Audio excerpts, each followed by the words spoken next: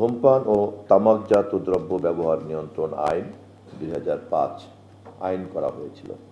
আমি সৌভাগ্যবান, আমি এই আইনটার সঙ্গে তখনও সংসদ সদস্য হিসেবে জড়িত ছিলাম।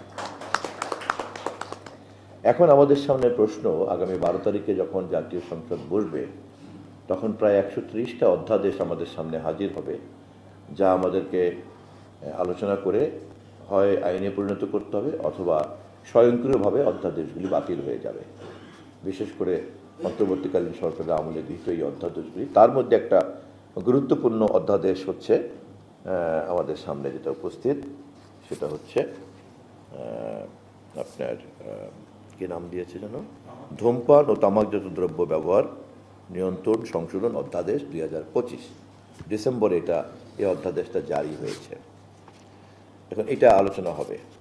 আমি ব্যক্তিগতভাবে প্রস্তুতি নিয়েছি যে আমি এই আইনটাকে নামকরণ করার জন্য প্রস্তাব করব সংসদে, ধূমপান ও তামাকজাত দ্রব্য প্রকাশ্যে ব্যবহার নিষেধ, নিয়ন্ত্রণের বদলে প্রকাশ্যে ব্যবহারে নিষেধ। আমি এভাবে প্রস্তাব করব। আমি জানি না আমার প্রস্তাব বা আমার চিন্তা কতটুকু গ্রহণীয় হবে।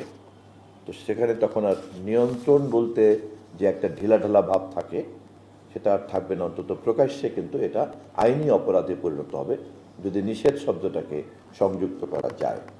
আমি সংসদে প্রথম অধিবেশনের জন্য আমার যে প্রস্তুতি গ্রহণ করছি তার মধ্যে এটাও একটা আমার এজেন্ডা হিসেবে আছে। আমার আত্মবিশ্বাস যে বেশিরভাগ সংসদ সদস্যরাই এ বিষয়ে এগিয়ে আসবেন এবং আমরা এই অধ্যাদেশকে আমরা আইনে পরিণত করতে পারবো ইনশাআল্লাহ।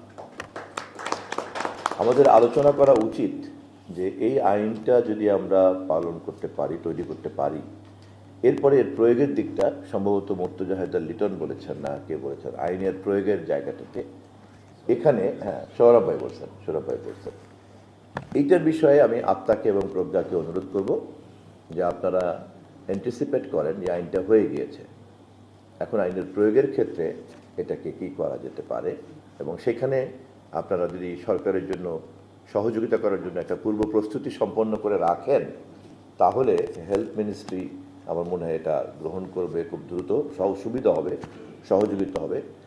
আর তথ্যমন্ত্রী হিসাবে আমি দায়িত্ব নিয়ে রাখছি যে সাথে সাথেই একটা জনমত তৈরি করার জন্য, যাতে এই আইন প্রয়োগ করার জন্য যাতে মানুষজন এগিয়ে আসে, আবার আইন প্রয়োগকারী সংস্থাও যাতে সহজে প্রয়োগ করতে পারে, তার জন্য আমি একটা পজিটিভ ইকোসিস্টেম ডেভেলপ করার জন্য আমি একটা ক্রিয়েটিভ ক্যাম্পেইনে যাওয়ার প্রতিশ্রুতি ঘোষণা করে রাখছি।